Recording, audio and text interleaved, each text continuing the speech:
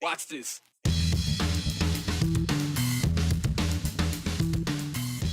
And I just came here one day and I fell in love with it and just wanted to keep on riding ever since. Every rider starts somewhere, and for many it starts without a saddle. Tonight we introduce you to the riders keeping a 70-year-old Idaho tradition alive. The north end zone at Albertson Stadium has a new look and new taste this year. We're giving you an inside look at the kitchen, cooking up new stadium favorites. And we've tackled Boise and Twin Falls, and now it's Mountain Home's turn. Stay with us as we crown Idaho's newest demonym. A rodeo on a warm summer night in Idaho. We've all been there watching horses shoot out of the gates, barrel racers turn on a dime, bulldoggers taking a leap of faith. And if you've ever been to a big Idaho rodeo, you've probably seen not so much a competition, but a show featuring riders without saddles. Cooper Morgan shows us the next generation of those riders paying homage to a time before saddles. 70 years of EhCapa. A battlefield. A queen. A sound. And a rider chasing her queen. I haven't jumped in years. But Ava Reidlinger isn't in a battle, even if it feels like it. Bareback, you have to really squeeze with your thighs and kind of knees. It's a dance where the saddle's been left on the bench. I just came here one day and I fell in love with it and just wanted to keep on riding ever since. Her partner, Phoenix. He's a little bit more crazy than I would expect with my other horse. He's a good mirror for her. They especially feed off yours, so if you're happy, they're joyful. But if you're kind of mad or sad, they just feed off of that. Because Ava's never been short on giddy up. You're gonna have to turn and burn. Turn and burn? That's literally what we say, because you have to come here, and then at the end jump, you just jump in the end. Round here, they call it EhCapa. It's Apache backwards, a nod to the Native Americans who too hopped down without stirrups. And we say that it was an inexpensive way to start riding. Brandy Kranick was just 11 when she hopped on for the first time. This club taught me so much growing up. I was the shy little kid that couldn't tell my class what my favorite food was. And some things you never outgrow. And if in '92 somebody would have said in 2002 you're going to take over as instructor, I would have said they were crazy. So I've been instructor for 24 years now. And she still expects the best. We always are telling them, toes up, heels down, heels to the ground helps keep your buns on your horse, and it looks nice when your shoulders are up and you're setting up nice and straight. Because on this ground, riders grow up to become teachers, and kids find a place to belong. We become a big family, whether we're related by blood or not. So just a little ahead of Mallory, so you can keep her up. Good job. That family has room for everyone. We have kids ages 8 to 19, and they're all different skill levels, and sometimes they're bringing new horses in that aren't quite ready to come in and lope it right away. Cheating on the trotting. She loves to do her little lope. So a lope is a 3-beat gait, so compared to the trot, which is a 2-beat diagonal. But that's really horse nerdy of me right there. But nerdy doesn't describe what's being built on this dirt, and the dirt beyond. We have traveled all over from Columbus, Ohio, Quesnel, British Columbia, Salinas, California. Some kids outgrow EhCapa. Others grow into the people they once looked up to. Today, that role belongs to the queen. I love people, but I think I love animals just a little more. And what's a queen without her court? Sam Church, that was a past queen last year, and she's been a huge mentor to me too. The people in here are amazing. We're just one big happy family for sure. For some, that support changes everything. For our family, it's everything. We've had, we've trying to find something for Joe to excel at, and this was one of those things that seemed to have come natural to her. And once she got on that horse, she took off, her confidence built. Just ask Ava. I was pretty terrified, but you know what? You gotta live, you gotta learn, and I did both, and it was amazing. She's learning the same lessons Brandy and JoJo did. It's a little bit nerve-wracking, because sometimes I can be pretty stupid and just do some really fun things, but then I'm the aftermath is pretty fun. Because every queen eventually leaves the front of the drill. Someone else has to take her place. That's how a tradition lasts 70 years and keeps riding into 71. They'll celebrate that 70-year ride at a reunion August 1st at Birch Arena in Nampa with old queens, new riders, and a lot of stories in between. And you can attend. We'll link that in our full story at KTVB.com. That is absolutely awesome. I remember those riders at numerous Snake River Stampedes that I went to. They'll like turn all the arena lights off, and then they'll just be wearing lights themselves, and you'll see them running around and jumping, like even forget about a saddle, like without hands, jumping on a horse. No thanks. But I'm glad y'all are doing it. Quite impressive. Cooper, thank you. Final preparations are underway to make sure fans are fueled up while they cheer on the Broncos this year. Aspen Shumpert is live at Albertsons Stadium right now. Aspen, you stepped into the kitchen to see how they're prepping for the season and what new food items fans can expect. Yeah, Justin, this is my third season being able to get a preseason look at the things coming to the stadium. And it's so amazing to see how much work goes in the offseason, especially this past offseason, because the north end zone is soon to open, actually opening today for its first debut. And all of the work that went into that, a fan experience that is positive, is still the priority here at Boise State. The newly remodeled north end zone transformed what was once bleachers into a whole new game day experience, including suite, loge, and club seats. Those guests get private access to 2 levels of lounge area and open air sports bar, dining kiosks, and for suite holders and suite catering.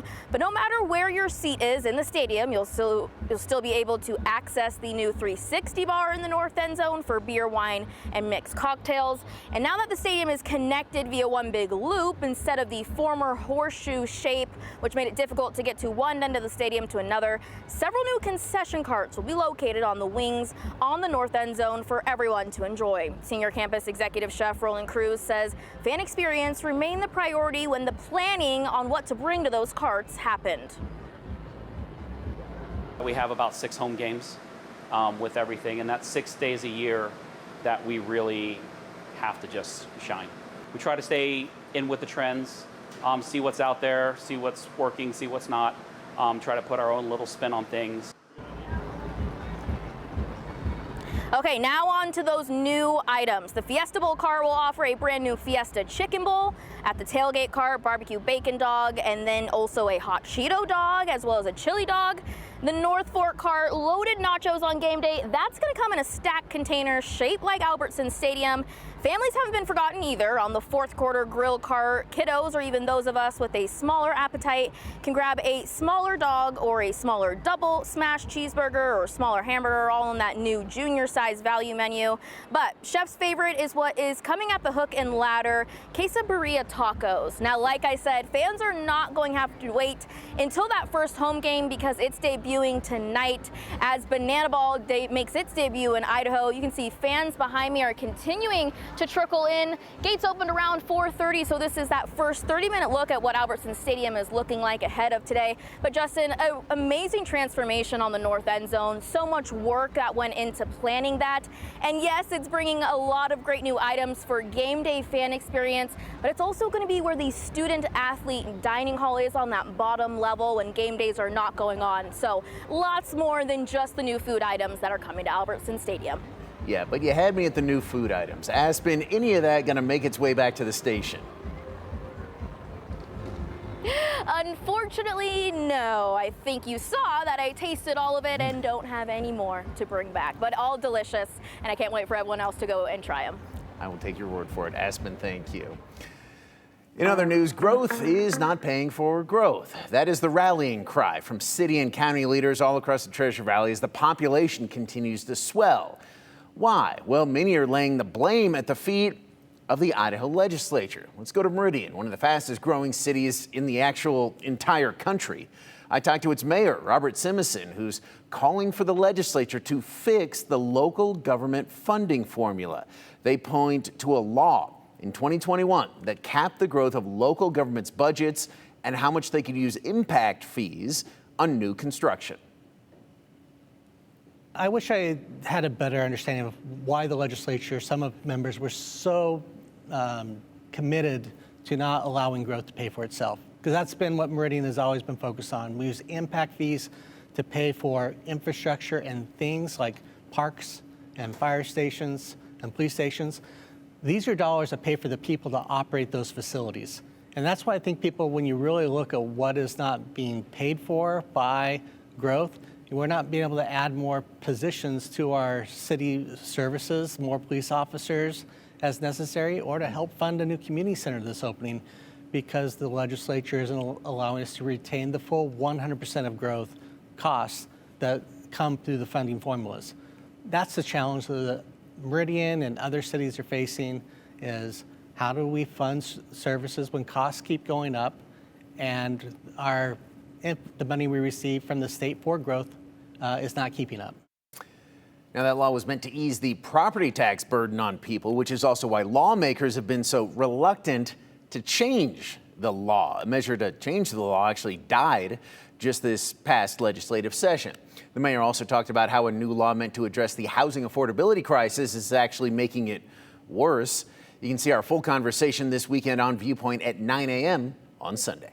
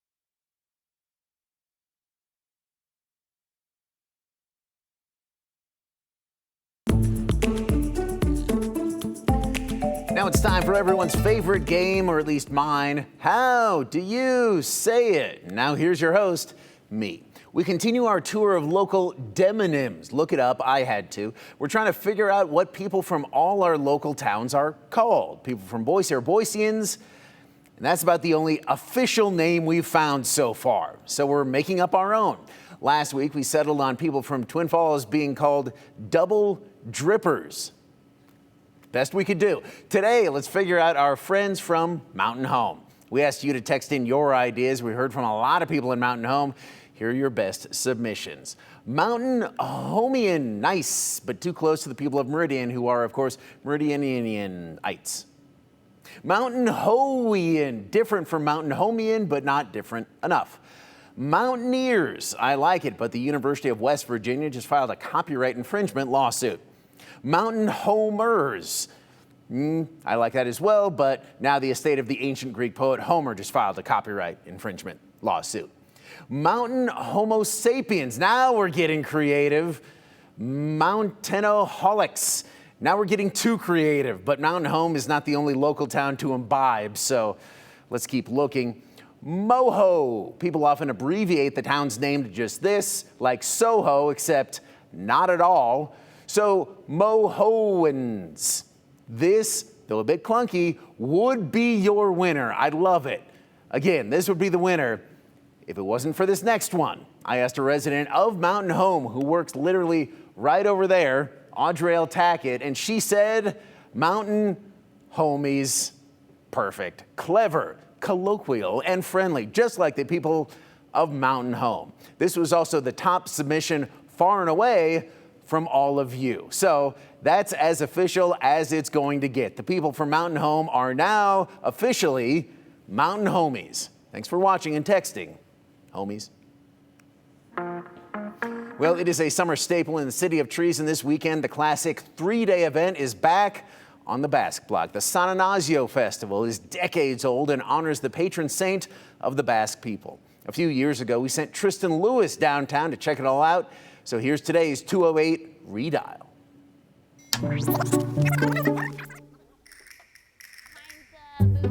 Growing up in Boise, that's the Basque boarding house.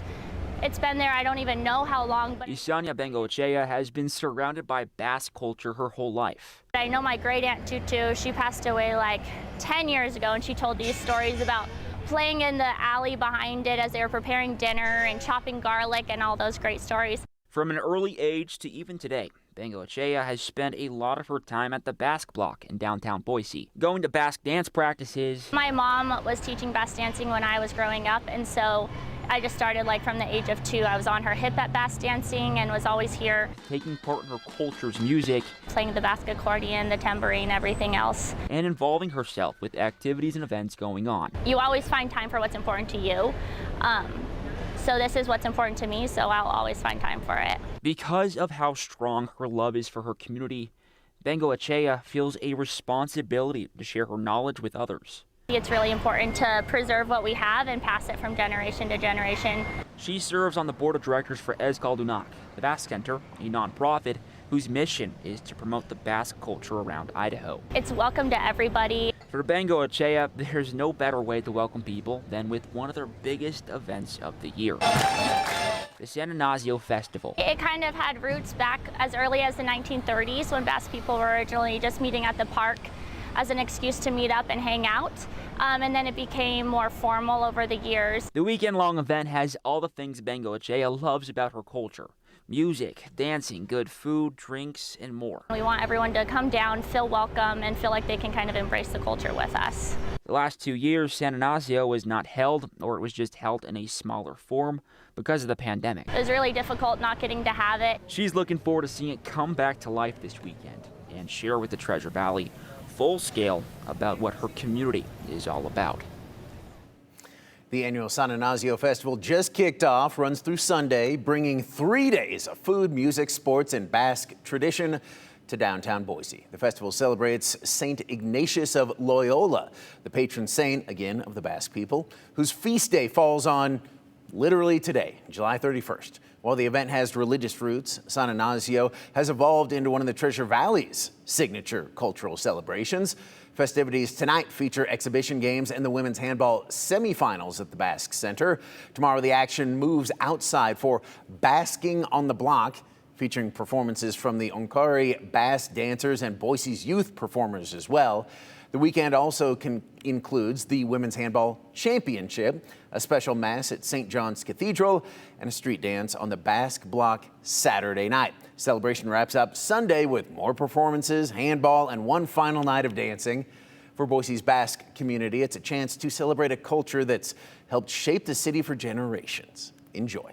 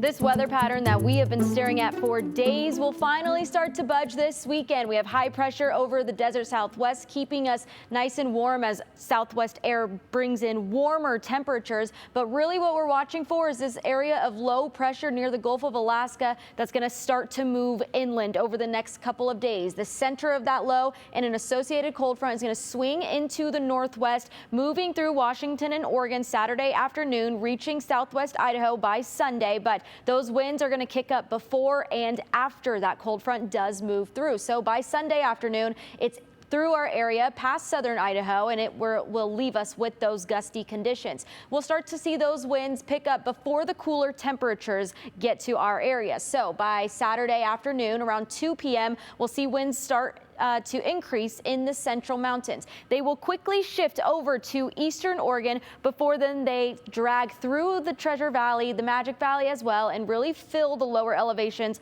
of the western Snake River Plain and even reach eastern Idaho as well. We could see those gusts surpass 30 miles per hour, and while the gusty conditions may potentially scour out some of that smoke, it likely will also bring in more smoke, new smoke from those wildfires. As we see the winds coming in from the north and the west of our area, we see all those fires burning in eastern Oregon, in Malheur County. We're just going to see that smoke transported into our region. So while the air quality was a little better today, it may be a little better tomorrow morning as well, but then the winds pick up, bringing in more air from eastern Oregon, which happens to contain smoke, and we can expect that air quality to be downgraded by tomorrow afternoon once again and stick around that way on Sunday. We also have critical fire conditions across the region this weekend, Saturday and Sunday. Sunday for the Central Mountains, and this is not because we're expecting lightning. So really we're warning of human-caused fires being a possibility as we have those gusty winds and extremely dry weather. Low humidity is expected for the weekend ahead, so be very careful outside. Expect the hazy conditions to continue to come and go for at least a couple more days. Temperatures drop on Sunday. Turning now to the 411, firefighters are getting the upper hand on the Tartar fire burning on the Idaho-Oregon state line. It's now more than 11,000 acres, but the fire is now 57% contained. There it is on a map. More than 300 firefighters are working to slow down this lightning-caused fire. Several public land closures are still in place to try to keep everybody safe. Firefighters are expecting spot fires this weekend, though, so they have aerial and ground support to knock those down as quickly as they can.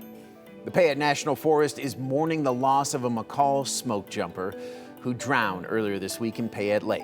The Forest Service identified him as Luke Bamufo, the same man who went missing Monday night after jumping from a rock at an area known as the Cliffs. His body was recovered the next day. Officials say Bamufo was off duty, just enjoying time with friends when the accident happened. There are new developments in the debate over automated license plate reader cameras in Idaho. Both Twin Falls and Idaho Falls are now facing tort claims over their contracts with Flock Safety. If you don't know, a tort claim is the first step in potentially suing a public agency in Idaho. Both claims allege the cities are allowing the company to use their data to help train Flock's artificial intelligence systems. The DFlock Idaho group argues that violates Idaho law, which limits data use to law enforcement purposes only. Our news partners, Local News 8, report that Idaho Falls actually voted to change its contract to prevent the data from being used to help develop the product. Twin Falls City Council is expected to vote on the same proposal in the coming weeks. The claim against Twin Falls also alleges outside agencies are conducting searches that violate Idaho code. Earlier this month, Twin Falls Police Chief Matthew Hicks decided to turn off the nationwide lookup tool that allowed officers around the country to search Twin Falls database. The department says they're still researching the alleged wrongful searches. That's the 411 from around the 208.